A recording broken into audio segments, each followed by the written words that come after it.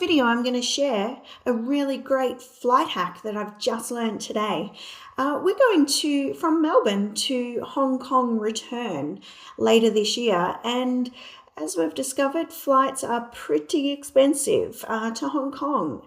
It's not one of the cheap flight routes that is on offer from Melbourne, and any of the cheaper kind of flights that we could see online all had like so many stopovers, and one of them even took 30 hours one way. So that's just not going to work for us. We did realize though, when we were looking, that a lot of the flights that did have stopovers were stopping in Singapore. So as we were kind of brainstorming different ideas on how we might be able to get more for our money, we came up with the idea, why don't we just have a look at multi-city flights? These are ones that you can do a stopover and you can leave the airport. So you allow yourself enough time so that you can see the place you're going to stop in. So what I did is I went to multi-city on webjet.com.au. I typed in Melbourne to Singapore. The travel date, I'll just select a random date here. And then to get to Hong Kong, we'll go Singapore to Hong Kong. And what we've decided to do, because this did end up working out for us, is we're just going to spend a few days in Singapore. Neither of us have ever been there before. It interests us. We want to just have a look around. A lot of people have said that it's a really lovely city.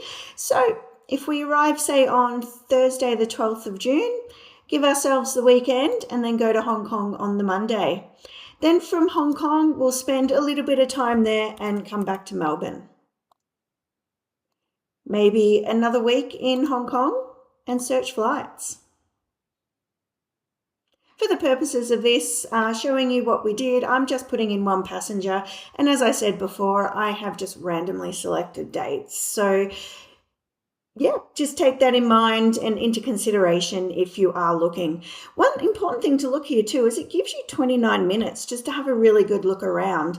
I know, especially when you're booking concert tickets and stuff like that, sometimes they give you like 4 minutes or something, and that's just not enough. So if you've never used a search engine like this kind of thing before, I'll just go through a couple of the features and then I'll just have a look and just talk you through some of the options. So if you just want non-stop, as you can see for this option though, it is double the price. So I would just say one stop, and this is per flight. So it would be Melbourne to Singapore would be one flight. And then you can do things like add the duration, price, and then you can also select what airlines you are prepared to go with. Maybe you have a special affiliation with certain types of airlines, you want to collect points, or maybe there's some airlines that you've had a bad experience with or you're just really not keen on flying with. They're just the ideas on the left there and the different types of options. And then I'll just talk you through the top here. You've got the cheapest. So this will tell you the cheapest flight options for this trip that you've put in there. The fastest, exactly what it says, is the fastest and what you'll need to pay, which as you can see, it's quite a bit different in this example. Some other dates and times and things like that, there isn't such a big difference.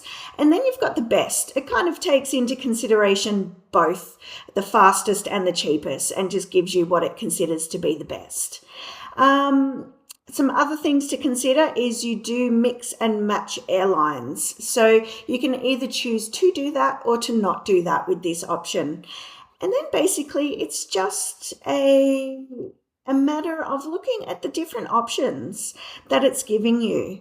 I personally wanted to go Melbourne to Singapore non-stop. So I just scrolled through, and if you have a look, it does at the moment, it's doing it in price order for me. So as you can see, pretty quickly it brings up an option non-stop. The important thing to remember too is that all these flights are linked to each other. So you can't just choose this one and then not choose one of the others for this price. It will change it for you. It does give you different options here, and this will be in the same price bracket that it's given you below. For our flights that we ended up booking, we decided to go Melbourne, Singapore, non-stop. Spend a few days in Singapore, then go Singapore to Hong Kong. And then on the way back, we have heard really good things about Singapore Changi Airport. So I don't mind. For this, we have a 2-hour, in this example here, we have a 2-hour, 40-minute layover in Singapore Airport. So what we'll do, we'll just get off the plane, we'll have a bit of a look around. In this example here, it is Singapore Airlines to Singapore Airlines. So hopefully we won't need to change our baggage, collect it, and then recheck it in. Hopefully they'll agree just to check it through for us.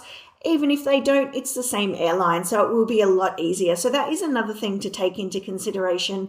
If you are mixing and matching airlines, you probably will have to pick up your bags and recheck them in if there is a stop. So I hope you found this useful. One main thing that I did want to finish on is for this option, you can see it's $1,200. When we were looking at flights, Melbourne to Hong Kong return, they were coming up at around the $1,200 mark. So by doing this hack that I've run through today, we are paying about the same price.